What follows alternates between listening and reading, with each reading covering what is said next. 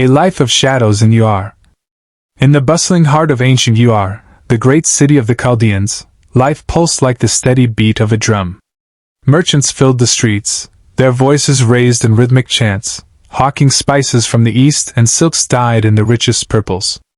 Artisans bent over their tools, shaping clay pots and chiseling stone idols for temples that rose toward the heavens, their walls kissed by the sun's golden rays. For all its noise and splendor, Ur could be a lonely place for those who carried sorrow in their hearts. One such soul was Sarai, the wife of Abram, a man unlike any other in Ur. Sarai was beautiful, her name whispered through markets and courts with admiration. She was a woman of elegance and grace, her eyes deep as wells, her posture regal. Yet behind her outward perfection, there lay a shadow, a silence that grew heavier with every passing year. Sarai was barren. In a society where fertility was the crown of a woman's worth, her empty womb was a constant reminder of her perceived failure. Whispers followed her through the city like dark clouds. The other women pitied her, though some relished in her misfortune. "The beautiful Sarai," they'd say, "but childless still. Perhaps she has angered the gods." But Sarai did not worship their gods, those lifeless idols of stone and wood. Her husband, Abram, was a man of conviction. Unlike others in Ur, Abram believed in a single, invisible God, a voice that spoke not in the clamor of statues but in the quiet of his heart.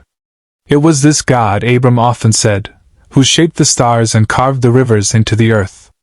Sarai admired her husband's faith, but she could not share it, not fully. It was hard to trust a God she could not see, a God who allowed her womb to remain empty. Night after night, she lay beside Abram in their luxurious home, staring into the darkness, her hands resting on her barren stomach. "Why, Lord?" she would whisper to the silence. "Why do you hold back the one thing I desire?" And the silence gave no answer. The voice that called them out. One evening, Abram returned from his wanderings outside the city. There was something different about him. His steps were urgent, his face alight with a fire Sarai had not seen before. "Sarai," he said, breathless. "The Lord has spoken to me." She looked at him sharply. "Your God?" Abram nodded, his eyes shining. "He has commanded us to leave this place, to leave Ur, our family, everything we know, and go to a land he will show us. He promised that I will become the father of a great nation. Descendants, Sarai, as numerous as the stars in the sky." Sarai's heart jolted at the words. Descendants. The word tasted bitter and sweet all at once. "Leave Ur?" she echoed, trying to steady her voice. Abram's hands found hers, his grip firm and steady. "Trust me, Sarai." Trust him. Sarai's mind swirled with questions. How could they leave behind the life they had built? Their home, their family, their wealth? And how could Abram believe such a promise? Did he not see the barrenness that had plagued her for years? But when she looked into Abram's eyes, she saw something she could not deny: hope. Abram's faith was a force as real as the winds that stirred the sands. And though she did not yet share that faith, she chose to trust him. And so they left. The journey was grueling. Days turned into weeks, weeks into months. They moved across deserts that stretched endlessly, the sands burning their feet by day and freezing their bones by night. Sarai rode atop camels, wrapped in fine silks that could not keep out the dust and wind. Their caravan passed through foreign lands, Canaan, a rugged place where Abram built altars to worship his God. Sarai watched her husband from afar as he knelt on the stony ground, his face lifted to the heavens. His trust in God never wavered, even as the years stretched on. But for Sarai, each altar felt like another stone added to the weight of her heart. Where was this God's promise? Where was her child? The wounds of waiting. The years became a wilderness of waiting. Sarai grew older. Her beauty, though still striking, carried lines etched by sorrow. Abram's hair grew gray, his face weathered by time and the elements. One night, as the fires burned low, Sarai broke the silence between them. "Abram," she began softly, "I am tired of hoping. Look at me, I am old. My womb is empty. The promise will not come through me." Abram's eyes were gentle, though shadowed by sadness. God will fulfill his word, Sarai. We must trust him. Sarai's voice trembled. Then let him fulfill it another way. Take Hagar. Hagar was Sarai's maidservant, an Egyptian girl with smooth skin and bright eyes. Sarai's words tasted like bitterness as she spoke them. Take her as your wife. Perhaps I will obtain children through her. Abram hesitated, but in the end, he agreed. When Hagar conceived, Sarai expected to feel relief, but instead, her heart filled with jealousy. Hagar, once her servant, now carried Abram's child, and she looked at Sarai with contempt. Sarai lashed out in anger, treating Hagar so harshly that the girl fled into the wilderness.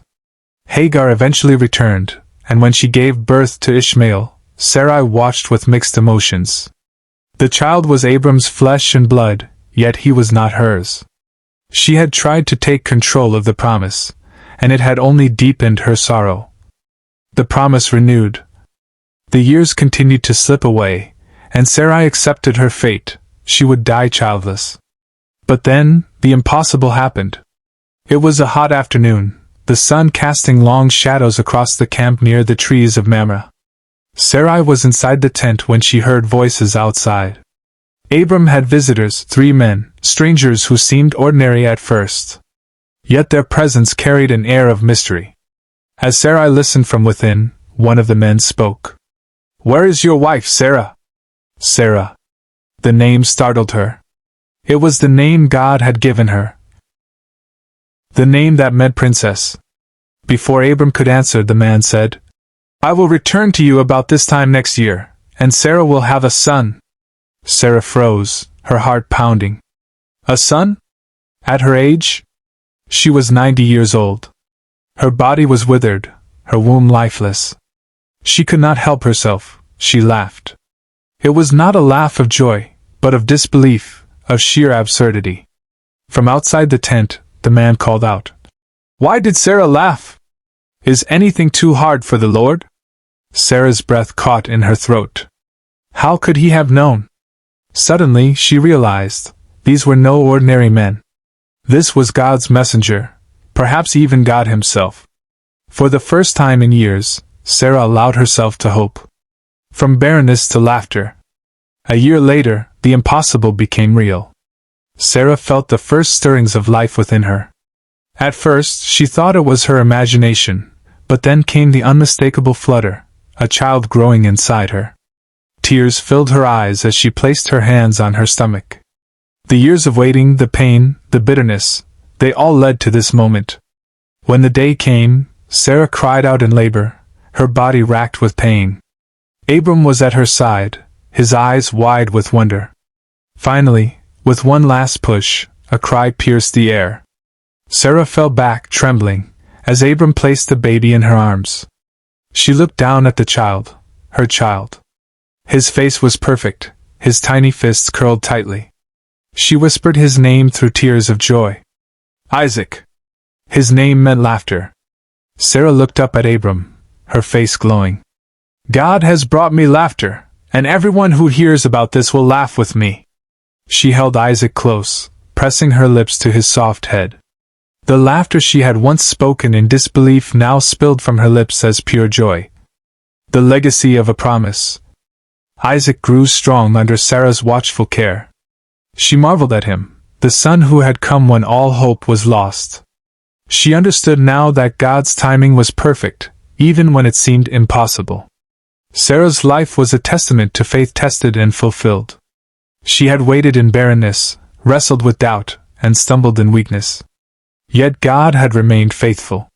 When Sarah passed away at the age of 127, she left behind a legacy that could not be measured. She was the mother of nations, the matriarch of a people as numerous as the stars. Through Isaac, her descendants would fulfill the promise God had spoken so long ago. And so, the story of Sarah endures, an eternal reminder that no promise is too great, no dream too distant, and no heart too broken for the God of the impossible. Here are some key lessons from Sarah's story. 1. God is faithful and trustworthy. Sarah's story reminds us that God is faithful and trustworthy. He keeps his promises, even when it seems impossible.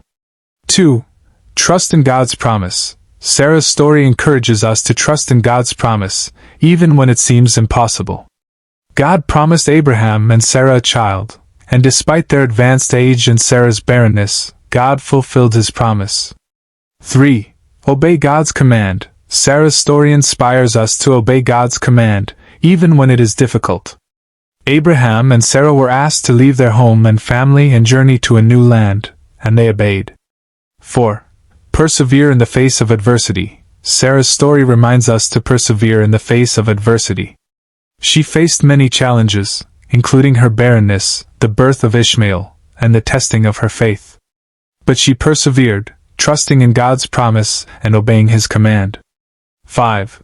The importance of faith and patience. Sarah's story teaches us the importance of faith and patience. She waited many years for God to fulfill his promise, and she trusted in his goodness and faithfulness. 6.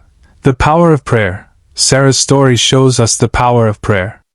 Abraham and Sarah prayed to God for a child, and God answered their prayer. 7. The importance of obedience. Sarah's story emphasizes the importance of obedience. Abraham and Sarah obeyed God's command, even when it was difficult, and they were blessed as a result. In conclusion, Sarah's story is a powerful reminder of the importance of faith, trust, and obedience. Her legacy continues to inspire and challenge us today, reminding us to trust in God's promise, obey his command, and persevere in the face of adversity. Here are some questions to reflect on. What can we learn from Sarah's example of faith and trust? How can we apply the lessons of Sarah's story to our own lives? What are some ways in which we can demonstrate our faith and trust in God? May Sarah's story inspire and challenge us to live a life of faith, trust, and obedience. You can share your thoughts with us via the comments section. God bless you.